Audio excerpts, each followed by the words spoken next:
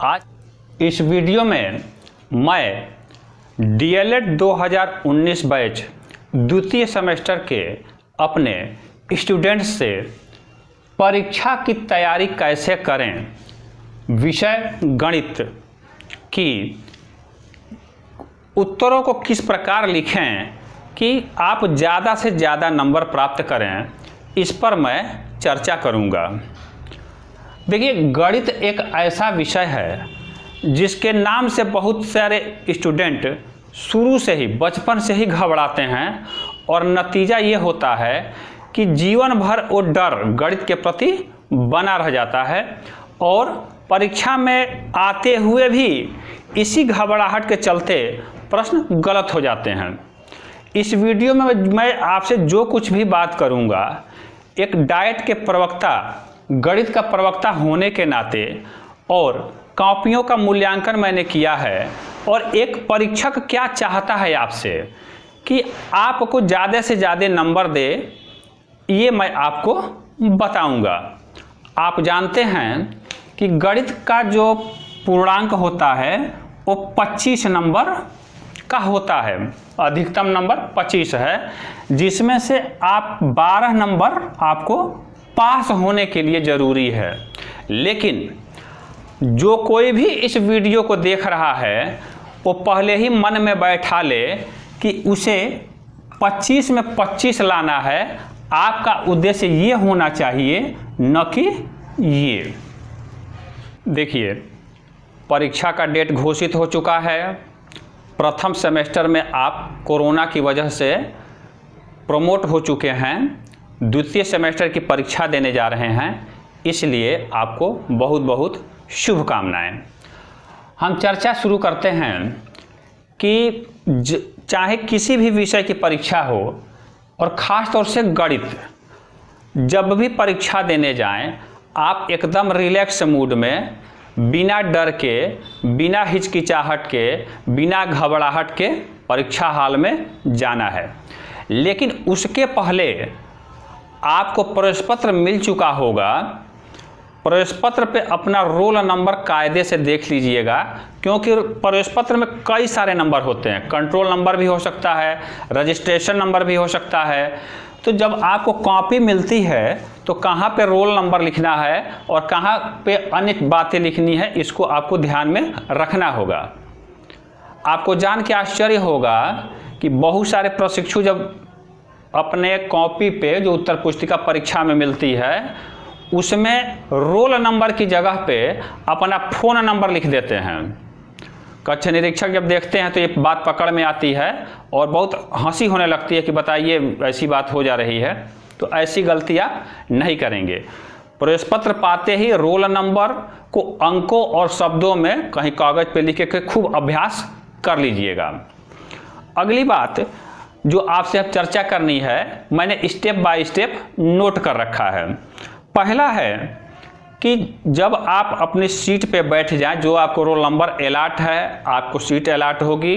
Corona काल में निश्चित रूप से दूर दूर बैठाया जाएगा, मास्क भी आप लगाए रहेंगे, इन बातों को आप ध्यान देंगे।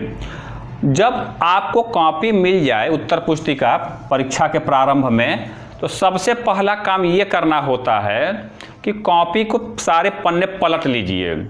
हो सकता है कि किसी कॉपी में लाइन न खींचा गया हो, टेढ़ी मेढ़ी लाइन हो, कॉपी कटी हो, फटी हो, माने ऐसी हो जिस पर आप अगर उत्तर लिख दें तो एग्जामिनर का मूड पहले ही खराब हो जाए। आपका उत्तर सही होते भी हो सकता है कि 1-2 नंबर कट जाए। दूसरी बात यह है कि परीक्षा में जब भी जाइए, चाहे किसी भी सब्जेक्ट की परीक्षा हो, इंच पटरी और पेन लेते जाइएगा। पेन की स्याही पर ध्यान दीजिएगा कि कभी भी आप लाल या हरी स्याही का इस्तेमाल मत करिएगा। नीली स्याही से आप उत्तर लिखिए और हेडिंग डालने के लिए मोटा नीले रंग का या काले रंग का स्केच ही इस्तेमाल करिएगा। हरा और लाल रंग से भूल से भी मत लिखिएगा। कॉपी को चेक करने के बाद जो पहला पन्ना है उस पर सही सही रोल नंबर वगैरह लिख दीजिएगा। कहीं भी अपना नाम वगैरह नहीं लिखा जाता है या ऐसी बातें नहीं लिखी जाती है कॉपी के ऊपर या बाहर जिससे आपकी पहचान उजागर हो। ठीक है।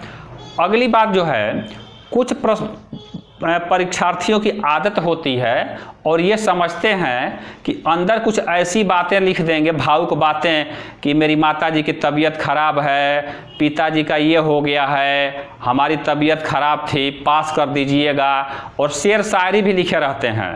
तो ये अगर आपको ऐसा लगता है कि ऐसा लिख देने से आपको नंबर ज़्यादा मिलेगा तो आप बिल्कुल उल्टा सोच रहे हैं।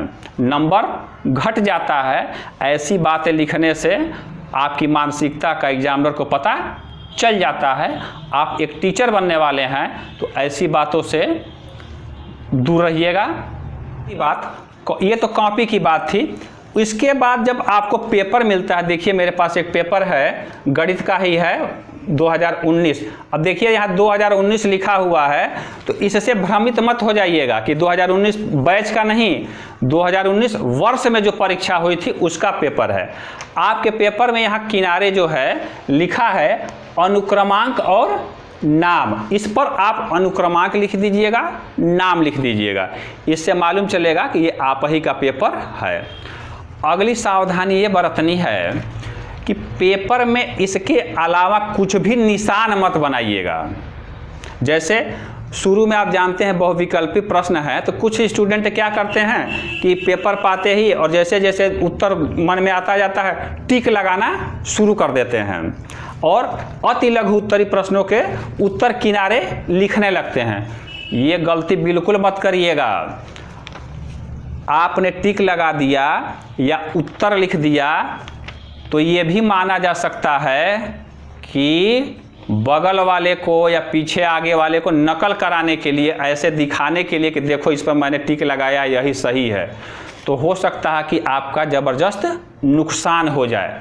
पेपर बिल्कुल सादा रखिएगा, जो भी लिखना है कॉपी पर ही लिखिएगा।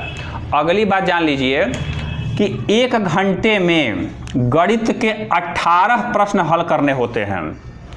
तो आपकी यदि आदत है कि पहले पेपर पे टिक लगाएंगे और फिर उसको बाद में कॉपी पे उतारेंगे, तो इतना समय आपको कहाँ से मिलेगा। अगला पॉइंट है कि मैंने कहा था कि इंच पटरी और पेन जरूर ले जाइएगा। ऐसा इसलिए कि जब आपको कॉपी मिल जाए, ये मान लीजिए आपको कॉपी मिल गई, देखिए मैंने पॉइंट्स नोट कर रखे हैं, तो किनारे साइड में जब आपके पेपर मिलने और कॉपी मिलने के बीच में जो खाली समय है, आप निश्चित रूप से क्या करिएगा, ये ऐसे जो है हाशिया बना लिया जाता है, इस साइड में भी और दूसरे साइड में भी। इधर भी आप इंच पटरी से अच्छे तरीके से सुंदर लगने के लिए आप हाशिया जरूर बना लेंगे। खास तौर से गणित में आपको जो कुछ भी रफ कार्य करना है इसी पर करिएगा, सामने करिएगा। रफ कार्य करने के लिए अलग से कागज लेकर मत चले जाइएगा, नहीं तो वो नकल सामग्री में आ जाएगा। इसको ध्यान रखिएगा। तो जो कुछ भी उत्तर लिखना है इस 2 लाइन के बीच में ही लिखिएगा। अगली जो लाइन है कि परीक्षा देने से पहले या कोई भी प्रशिक्षण प्राप्त करने के पहले या पढ़ने के पहले सबसे पहले ज़रूरी काम है कि सिलेबस देख लेना कि हमारे सिलेबस में है क्या। डीएलएड में 4 सेमेस्टर है। इस समय आप द्वितीय सेमेस्टर की परीक्षा देने जा रहे हैं, लेकिन आपने प्रथम सेमेस्टर की परीक्षा नहीं दी है। इस भ्रम में मत रहिएगा कि द्वितीय सेमेस्टर की परीक्षा में केवल द्वितीय सेमेस्टर का ही सिलेबस आएगा।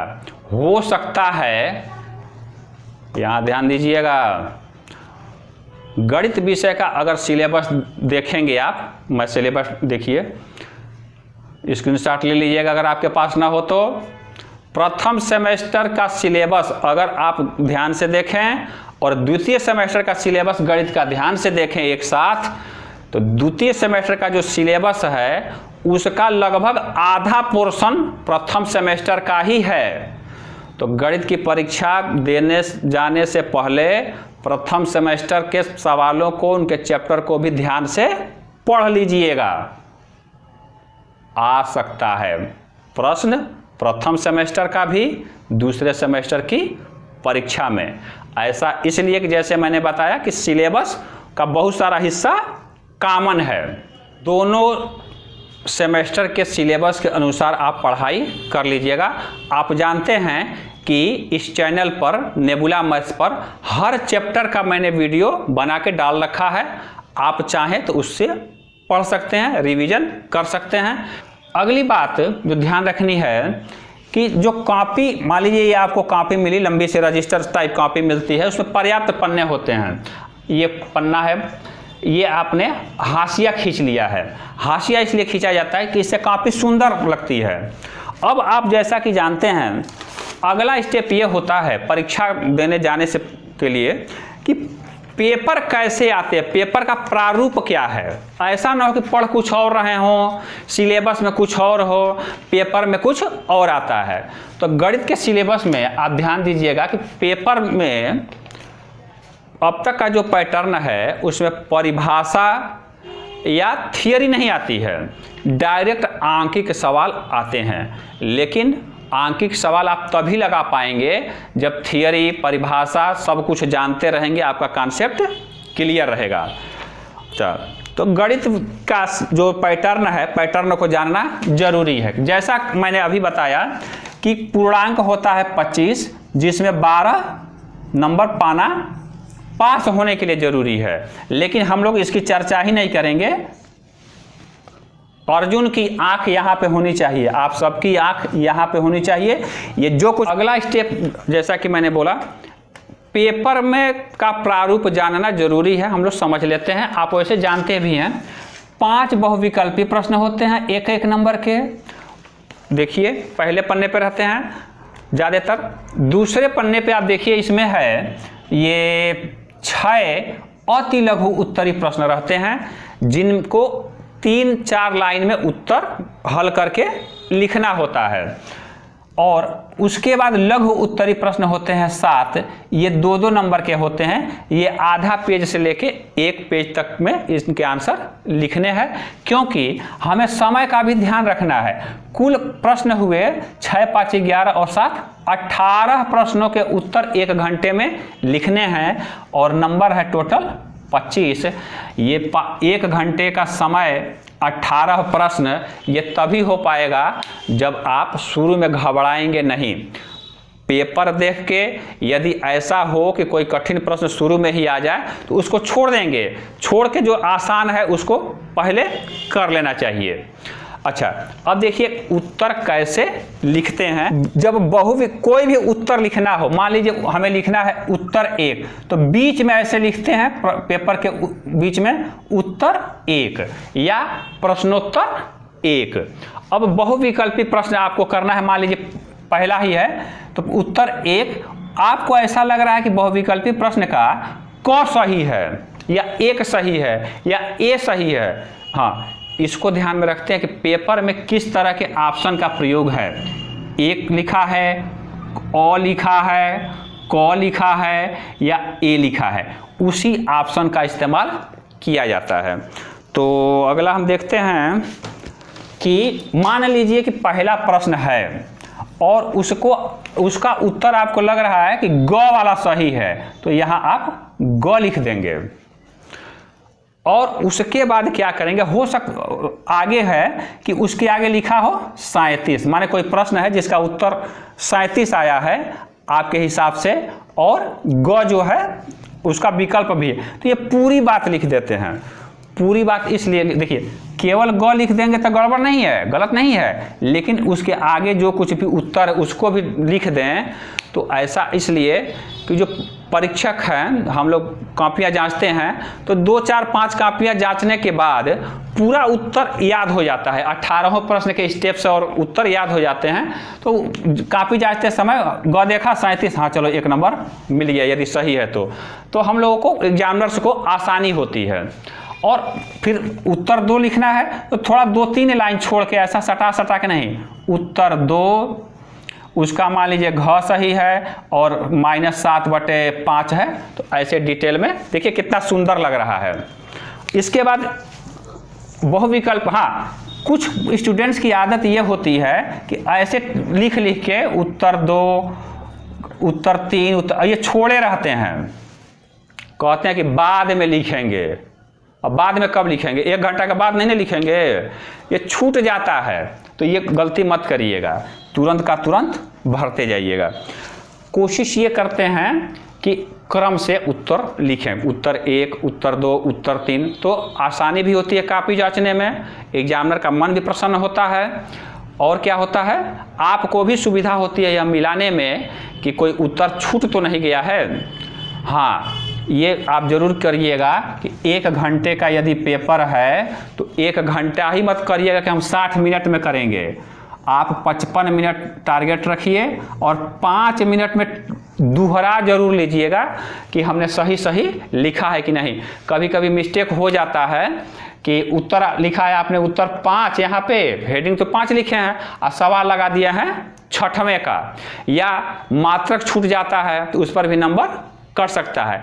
कल्पना करिए क्षेत्रफल का सवाल है, उत्तर आपको लिखना है 50 मीटर स्क्वायर और खाली मीटर ही लिख के छोड़ दिए हो, तो निश्चित रूप से बुरा प्रभाव पड़ेगा आपके मार्किंग पर। आज के इस वीडियो में हमने सीखा कि उत्तर कैसे लिखें और अच्छा नंबर कैसे प्राप्त करें।